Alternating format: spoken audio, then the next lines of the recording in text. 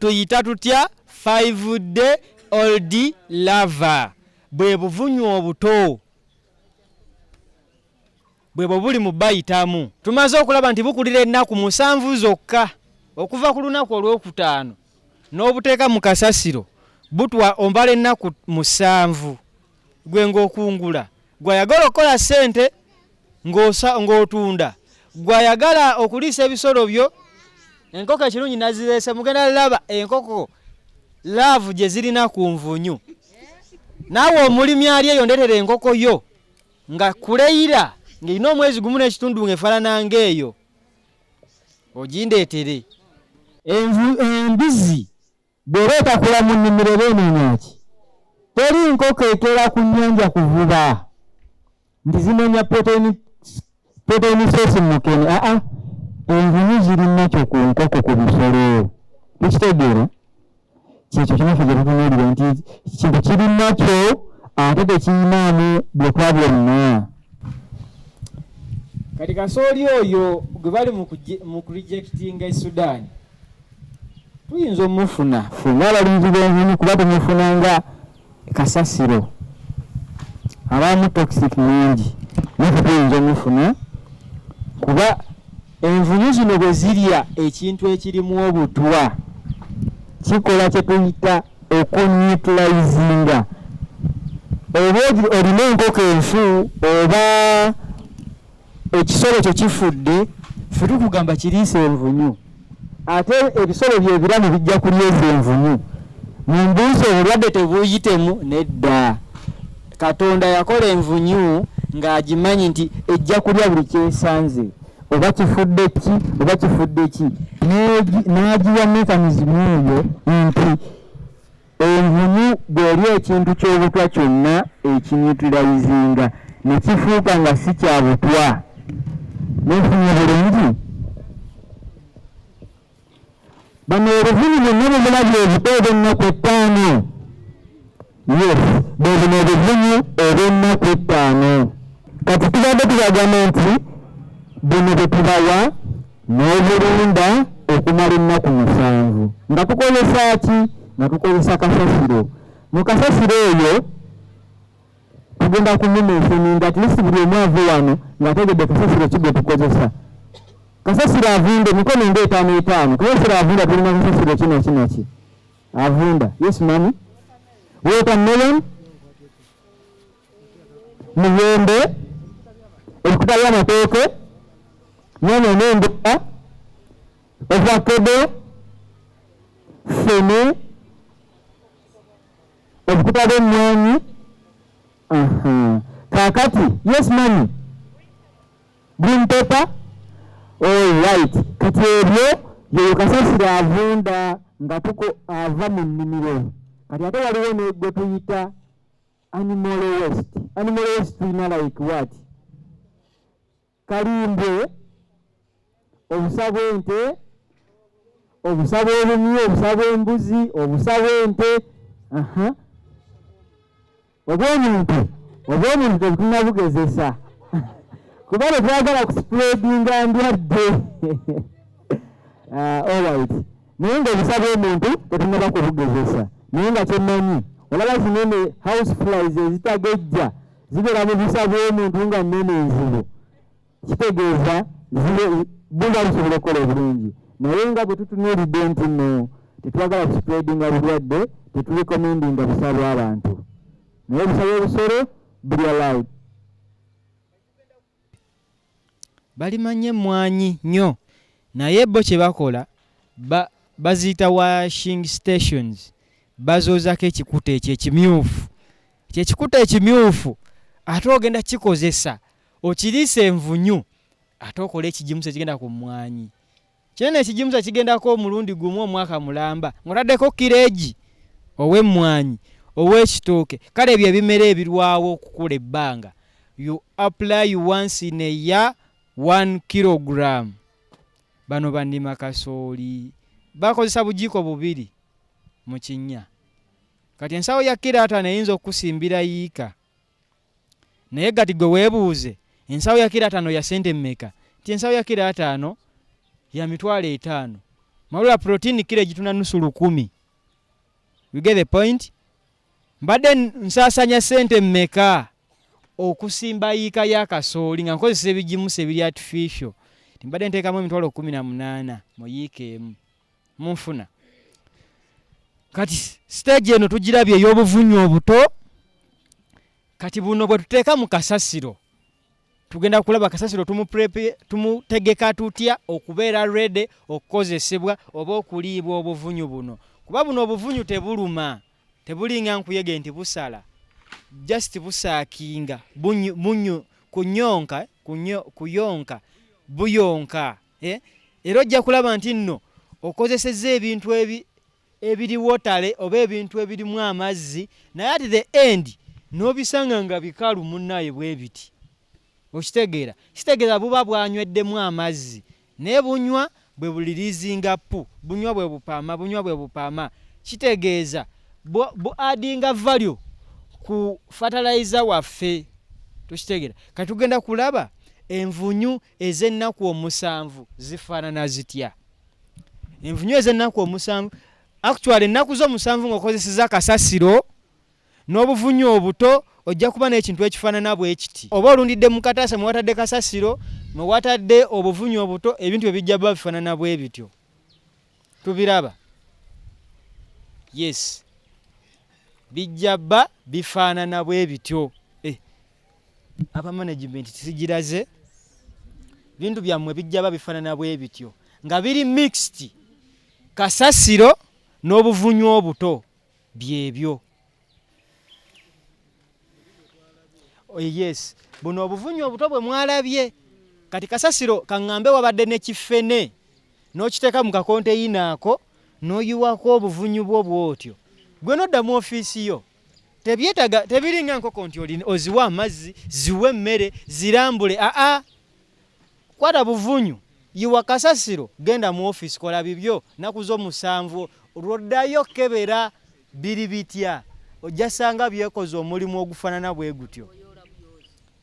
Kiri gy'oli. Eza bulijjo zirina obulabe. Tugenda kulaba tukikola tutya okubanga tetulinaamu ya bulijjo ng'olina zino zokka ezaffe ekyo tugenda nakyo kiraba.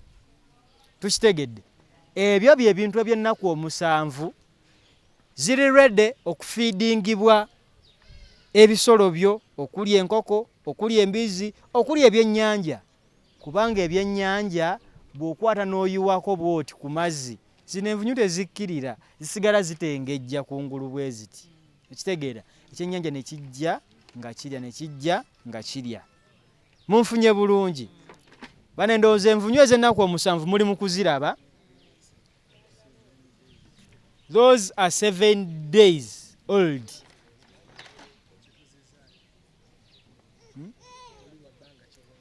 Buneeno bwa nnaku 5. Yes. Ku nnaku 5 kuga oddamu buto n'obala kuba tububawa bwe butyo ne tukugamba obwo bulunde ennaku 7. Yes. Tukitegedde bulungi? Yeah. 7 ne 5. Naye kati gwe zine 5 oba tozibala kubanga ffe tukuwa obuntu buno bwa nnaku 5 gubala 7 nti bwe ngenda nenzijyayo kasasiro bwe ntege kasasiro wange nenfuna obuvunyu mbala ennaku 7. Tukitegedde? Yes. Kati kye kino ti buno tukuwa buno n'olunda ennaku 7 n'obeera ng'olina emmere y'ebisolo enkoko embizi n'ebyennyanja embwa zizirya obumuyu buzirya naye kisinziira ziri mu grade ki nti kisinziira envunyu zino ziri mu grade ki. Waliwo azikazizza waliwo alisiza ebisolo byenvunyu ennamu. Tukite yes. Amamisaida jangu ompeeko ku nkoko zino kuba kali tuli ku stage ekungula si bwe kiri. Enkoko tuzirabye kati tugenda kukungula. Temulaba namwe tugenda baleetera eyo kati kyekyo kye tuyagala okubasomesa nti enkoko erya protein erya calcium erya fats. Togenda kuteeka mu sente kugula masonko ng'ogula calcium, togenda kuteeka mu sente ng'ogula protein akalungo, togenda kuteeka mu sente ng'ogula fats kuba envunyu zirimu amasavu. You get the point? Within a second envunyu ziizo ziweddeyo. Kati nga naawe ow'akalungo ovaayo nga tugenda mu katale ke kamu nkozesa emitwalo 5 okuliisa enkoko zange, okozesa emitwalo 22 okuliisa enkoko zo. Tukitegeera? Zisobola okulendamu ne zikuwa ebigimisa nga temuli envunyu n'egi ye method ekyasinze obulungi ey'okukungula. Oba osobola ozisengejja gwe kennyini n'oziwa plain n'ogamba enkoko ze nkanziwa envunyu ng'eri plain, kyekyo kati ziri mu kukungula. Kasita ziri envunyu wabeera kumpi kuba ziba zinywa nnyo. Okitegeera? Kati ate nno mulaba enkoko nti zenjoyinga, naye bw'oba oyagala okukakasa nti embizi zenjoyinga zigezeeko. Embizi zizaagala nnyo n'okusinga enkoko. Abalinzi ba broilers mugezeeko, zijja kulengera ebibi nga baketi ye kuba waliyo tulina omulimi ali awo ng'okutte gye bakolera bisaaki Namulonge. Yes, farm bagita 5-acre farm, mulunzi wa nkoko. Naye broiler ze zimulaba n'ekibaketi. Broiler tezirani ne ziba zizitowa ne zitandika okubuukira mu madinisa nga zimanyi akoze eki aleese. Bwe tugenda eri ku byennyanja ne bivaayo kasita zibira bye kisiikirize ne bivaayo ne biddayo. Ekintu kiri nakyo tukitegeera, si bye bino ebirungo bagenda kugamba twataddemu kino na kino naye nga how sure are you nti byebyo. Tukitegeera kinene ekintu okirabirako ddala ate nga nkikusomesa okyekolere. Eyo ndiisa y'enkoko zaffe. Mpozi kyengenda okwadvisingamu mu kuziriisa, tukwata envunyu ate n'ozitabira mu maize brand. Envunyu ezitambula ozitabike mu maize brand era ojja kufuna kino nti envunyu bajja zirya maize brand yasigalewo ng'ebigimusa, ejja kuba wastage of money. Zaagalamu ekyo ekitambula. Okitegeera? Ky'oyinza okukola manye nti enkoko zo zirya kilo 10. Okitegeera? Bwe ziba zirya kilo 10 ngenda ziwa ntya? Tujja kugamba ogenda kuziwa mu rounds 2. Nti obadde oteekamu akalungo kwa kilo mmeka buli lunaku? Mbadde nteekamu akalungo kwa kilo 10 nga ntabula emmere yange buli lunaku. Kati kilo 10 ez'akalungo zijjeemu, osigaze maize brand, broken n'omunnyo. Tukitegeera? Kubanga ekitwala sente si ye broken, si ye maize brand, si gwe omunnyo. Gwe bulungo. Notoba kufa muli nagamba nze navudde mu kulunda nasigaze ekiyumba eki lwakuba ndi mulunzi munene, saagala bantu banjogerere nti erinnya nasigaza linnya, nasigazayo ekiyumba awo kwekuumirawo beekuumizi, naye nga profit margin gye nfuna sikyagitegeera. Kitegeera? N'omubuuza kiki nkoko za bbeeyi n'ezidda n'agamba nedda, naye akalungo kandi wano. Kitegeera? Kati awo tukugamba nti jamu portion y'akalungo, kilo 3 ezo z'akalungo zijjeemu, kubanga tulabye nti mulimu 65% protein. Njagala oli awaniko omukono ambulire akalungo akaweza 50% protein. 65% protein. Gwe bwanga olina akalungo k'omanyi nga kalimu 50% protein wanika omukono. Tekaliyo. Obulungo obusinga buli ku 42%. Reason being bakozesa mukene. Siwe kiri? Nani olya mukene? Ate mami. Nange. Embizi emulya. Ate enkoko. When the demand is high, also the prices go high. You get the point. Mukene bw'aba ali consumed by animal sector and human consumption, it means the demand will be high and the prices zijja kuraisinga. Kati lwaki abakulu tetukyusa animal sector nedda ku nvunyu bwe tuba twagala okwewalinga prices za mukene. Muntegeera nti tewajja kubaawo demand eyitiridde.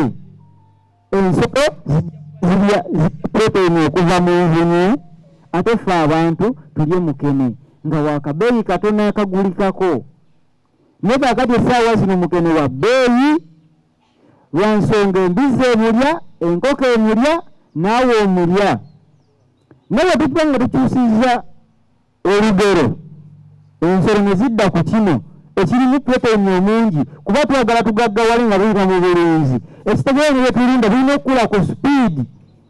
Lwaki tukozesa envunyu ezirina 65%. Bye tulunda ne bikula mangu, ne tutunda mangu, ne tufuna profit. Nga tutaddemu ate kitono okusinga okugula mukene wa bbeeyi, protein alimu mutono ate nga pati zonna zimwagala. Abagula mukene gye muli mulungi. Nze siyimirira mukene naye njogera mazima. I'm telling you the facts.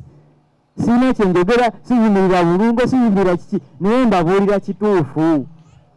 Si bwe kiri nti bw'ogula mukene ekisawo kya mukene njagala ng'akasente mubeeramu kilo 10 neeti nga zonna za mukene oba temubeeramu kilo 15 ez'amayinja. Abinzo gano nvumira mukene njogera kikyaba kituufu. Kale tugende ku moisture content. Mukene bw'omugula toddamu mwanika. Actually sijjako wakusaba ddoboozi lyange kweyongerayo waggulu. Nja sigala era.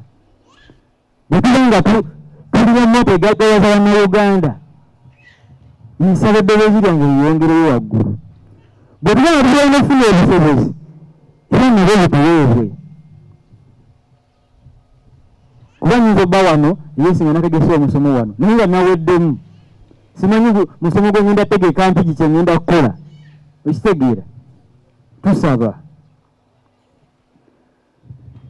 tumaze okulaba feeding rations tuziriisa tutya. Ow'embizi ate gwe ogenda kusereza ligenda mugga bw'oba nga ogenda kukozesa kasasiro ow'omu katale.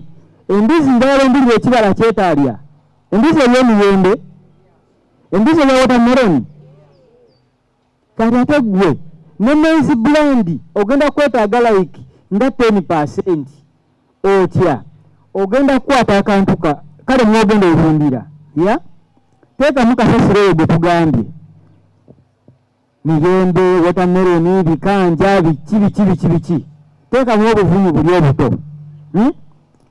Gwe buba buweze ennaku 5 ng'okungula kwasitula ekibaketi nga bwe kiri kyonna teeka mu mbizi kubanga wakozesa meloni, wakozesa fene, embizi ze birya. Ate ndagambye nti zino enviiri bwe ziri ekintu zikinyutilizinga ekibadde ekyobuto ne kifuuka nyuto tebukyali buto. Don't expect endwadde ku mbizi zo kubanga Katonda yakola envunyu nga naye akimanyi nti ejja kulya ekintu ekyobuto ekyaki enyutilizinga embeera okusingira kasasiro gw'ogiwadde. Tukitegeera nti kwata akantu konna tabulamu ka maize brand katono kuba zijja kuba zaagalamu ku energy carbohydrates w'embizizo. Oleme kudda okwereega ate obulungo zimanya maize brand.